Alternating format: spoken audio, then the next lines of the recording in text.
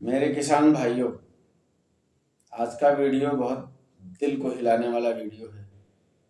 आपके दिल को झकझोर देगा, उन किसानों के हृदय हार्ट को टच कर लेगा जो इस वीडियो को ठीक से नहीं देखेंगे, नहीं सुनेंगे और नहीं अपनाएंगे। तो आज लिख के रख लें, सफलता कभी नहीं प्राप्त होगी। जो सफल हुए होंगे वो इन्होंने इस रास्ते को अपनाया होगा, और जो इसको नहीं अपनाएगा वो कभी सफल नहीं होगा। वो 5 कदम आज मैं आपको 5 मिनट में बताने जा रहा हूँ। ध्यान से सुनिएगा। पसंद होगा तो लाइक करिएगा, नहीं पसंद आएगा तो डिसलाइक करिएगा, कोई दिक्कत नहीं है, लेकिन आप इसको ध्यान से सुन लें। किसान भाइयों, हम किसान सदियों से खेती करते चले आए हुए हैं, लेकिन हम आज उस दहलीज को नहीं क्रॉस कर पाए हैं जहां पर हम भी आज समाज के लोगों में एक अपना स्थान बना रखे हैं और हम भी उस जीवन को यापन कर सकें जो समाज के और भी लोग, तबके के लोग कर रहे हैं। हम किसानों की दुर्दशा हम झेल भी रहा हूं और देख भी रहा हूं, और शायद आपको भी अनुभव होगा। लेकिन मैं ये कहना चाहता हूं कि ये पीड़ा, ये आपका दर्द, ये मेरा दर्द कब खत्म होगा? जब हम इस 5 कदम को अपने जीवन में अपनाएंगे। साथी, किसानी की अगर हमको करनी होगी तो पहला कदम आपको उठाना होगा कि आपको खेती अब जैविक तरीके से करनी पड़ेगी। अगर आप अपनी खेती सिर्फ केमिकल कंपोजिशन के आधार पर करने की ठान रखे हैं और प्योरली आप उसी पे कर रहे हैं, तो ये आपके लिए बहुत ही नुकसानदायक है, तत्काल के लिए भी और आने वाली पीढ़ी के लिए भी, क्योंकि खेत की शक्ति ही खत्म हो जाएगी और कुछ नहीं बचेगा। आप जो आज भी आपको नुकसान हो रहा होगा और भविष्य में आपको और बड़ा नुकसान होने वाला है। इससे बचने के लिए आप अपनी खेती में जैविक खेती का उत्पादन करें, जैविक तरीके से करने की कोशिश करें, जिसमें कई तरीके हैं। ढैंचा सनई हरित खाद को, ग्रीन मैन्योर को तैयार करके उसमें डलवाएं, गोबर की खाद का प्रयोग करें या सजीव खाद बनाएं। जो भी तरीके आप अपनाएं, लेकिन जैविक जरूर विधि को थोड़ा थोड़ा अपनाना शुरू कर दें। ये पहला कदम उठाइए अगर पास होना चाहते हैं। दूसरा, यदि संभव हो तो सिंचाई का साधन सोलर पैनल से करवाइए, ताकि आपकी सिंचाई पे साधन अब खर्चा ना आए। एक बार जो भी खर्च हो, यदि पानी का लेवल ऊपरी है तो आप उसके दूसरे जो मोनोब्लॉक वगैरह चल रहे हैं उनको अपनाएं। यदि पानी की दिक्कतें हैं तो समरसेबल आप कोशिश करें, लेकिन सोलर पैनल पे अपनी सिंचाई का व्यवस्था रखें। ये दूसरा कदम होगा, सक्सेस का दूसरा कदम है। तीसरा, आप अपनी खेती में जो भी फसल उत्पादन करना है उसकी एक साइकिल बना लें। आप बीज के क्षेत्र में हैं, सब्जी के क्षेत्र में हैं, ग्रेन के क्षेत्र में हैं, जो भी आप रास्ता अपनाते हो, उनके जो बीज लगते हैं उनके बीजों को स्वयं कलेक्ट रखें, स्वयं कलेक्शन करें और कोशिश करें अपने घर में स्वयं बीज का उत्पादन करें, अपने ही बीजों का प्रयोग करें। थोड़ा सा बीज लाएं और खुद बीज को डेवलप करें और नेक्स्ट ईयर उसको बड़ी रूप में करें। ये आपका तीसरा कदम होगा। चौथा, अगर आप खेती करना चाह रहे हैं और सफलता चाहते हैं तो अपने निजी खेत पर ही खेती करने की कोशिश करें, और किसी परिस्थिति बस यदि आपके पास खेत उपलब्ध नहीं है, थोड़ा हौसला आपके अंदर है और करना चाहते हैं, तो अगर ये पानी का साधन मिल जाए तो बटाई के भी खेत ले सकते हैं। लेकिन एक बात का ध्यान रखिएगा कि जिस व्यक्ति से उसका खेत बटाई पे लीजिएगा, उसका कम से कम 10 वर्ष का एग्रीमेंट कराइएगा, तब आप अपनी सब्जी वगैरह की खेती करने के बारे में सोचिएगा।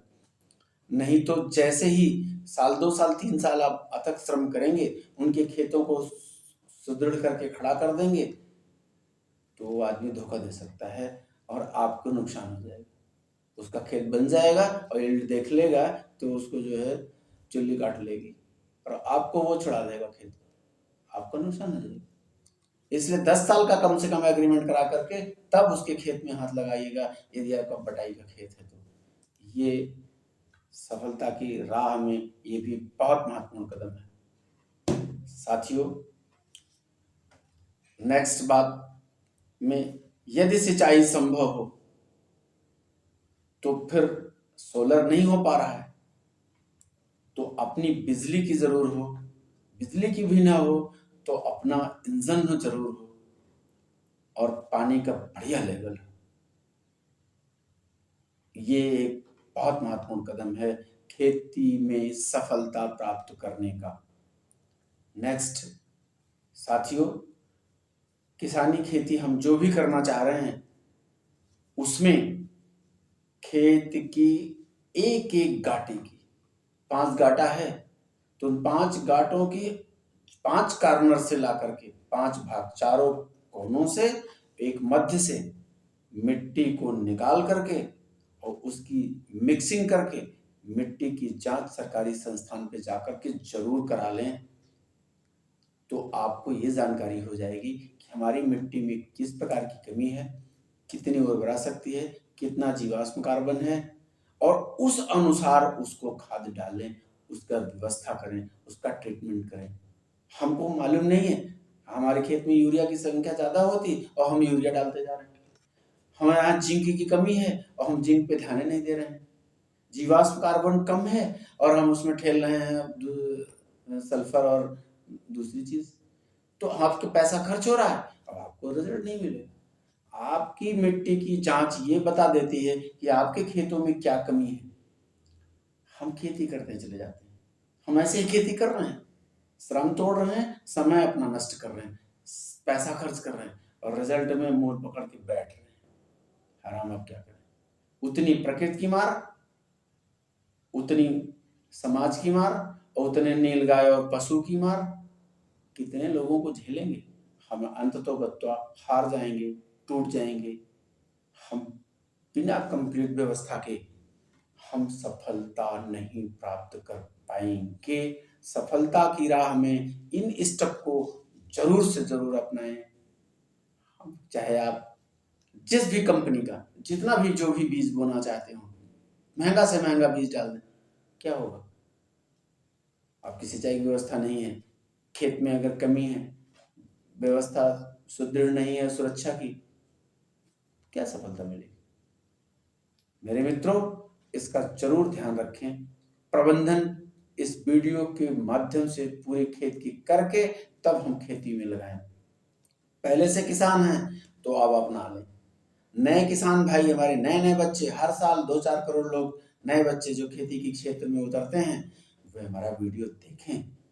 हम पुराने लोग दुख जो उठाए, हमारे आने वाली पीढ़ियां जो आपसे कल से शुरू करेंगी, वे तो नहीं दुख उठाएंगी। मेरा मकसद यही है, मेरे इस वीडियो से अगर 1000 भी, 2000, 4000 भी मित्र को कष्ट नहीं आएगा, नए साथियों किसानों को, तो मैं अपना समझूंगा कि मेरा वीडियो सफल रहा, मेरी सोच फैली, मैं कुछ लोगों को दुख हरने में कामयाब हुआ। लास्ट बट नॉट लीस्ट, और तमाम सारे ऐसे बातें हैं जिसको करने का, लेकिन वीडियो लंबा हो जाएगा। लेकिन लास्ट कम से कम एक स्टेप और होना चाहिए जो बहुत जरूरी है।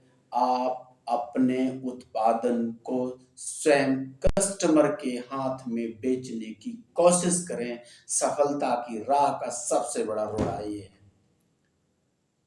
सब कुछ हम कर लेते हैं, जब हमारा यील्ड उत्पादित होता है तो जो है जाएंगे हम उसको बिचौलियों को जो बेचने, तो वो उसका दाम लगा देंगे जीरो। हमारी फसलें होती हैं कच्ची, हमें पैसे की रहती है ज़रूरत और वो हमको उसको देख करके वो ले लेते हैं, आधे दाम पर उसको कर देंगे। रिसेंटली उदाहरण की बात है, अभी आलू जो है 7 रुपए किलो 8 रुपए किलो बिक रही थी, 6 रुपए किलो तक इसको किसान से खरीद रहे थे। जब ये आलू किसान के हाथ में थी, पूरी मई लगने के पहले तक, 4-5 मई तक किसान के घर में आलू थी। किसान ने कोल्ड स्टोरेज में, बहुत किसानों ने नहीं रखा था, लेकिन जैसे अब गर्मी बढ़ी, आलू किसान के घर में सड़ने लगी, तो बेचारा किसान जरूरत में बेच दिया बिचौलिए को, आड़तिया को, दुकानदार को। और दुकानदारों ने, आड़तियों ने जो उसको खरीद कर कोल्ड स्टोर में डंप कर दिया, तो आज वही आलू दोगुने भाव पे चली गई। 5 दिन के अंदर आलू का रेट बढ़ा हुआ है, 7 रुपए से 18 रुपए किलो हो गई। लाल आलू आज 18 रुपए किलो थोक पर है। हमारा शोषण हुआ। हमने 4 महीने मेहनत की थी पैदा करने में, 3 महीने घर में रखे थे, 6 रुपए किलो रेट पाए। आज जो किसान जब हमारे हाथ से उस बिचौलिए ने खरीद लिया, तो ठीक 1 हफ्ता के अंदर उसने 2 गुना रेट कर दिया। पैदा करने वाला मरा और खाने वाले भी मरेंगे, कमाने वाला बीच का आदमी पैसा कमा लेगा। हम इस रहस्य को समझें, नहीं तो हमारी पीढ़ियां भी किसान की बेचारा की कैटेगरी से कभी नहीं ऊपर उठ पाएगी। मेरे मित्रों, ये वेदना मैंने सोचा कि मैं जरूर कुछ लोगों को बता दूं। आप नए साथी जो किसानी करने की सोच रहे होंगे, वह इसको जरूर देख लें। 5 मिनट लगेगा, जिंदगी में दोबारा दर्द नहीं होगा, लेकिन 5 मिनट लगे या 10 मिनट ले लेंगे, सुन लेंगे, तो महीनों कई तकलीफें नहीं होंगी। आज की बात सिर्फ इतनी है। तनिक भी अच्छा होगा तो लाइक करिएगा, सब्सक्राइब करिएगा, जीत जाइएगा तो दुआएं करिएगा, नहीं अपनाइएगा, जब हार जाइएगा तो गाली भी दे दीजिएगा, सह लूंगा, कोई दिक्कत नहीं। लेकिन मान लीजिए कि जब तक इस चीज को कोई किसान इसको नहीं अपनाएगा, सफलता उसके कदम कभी नहीं चूमेगी।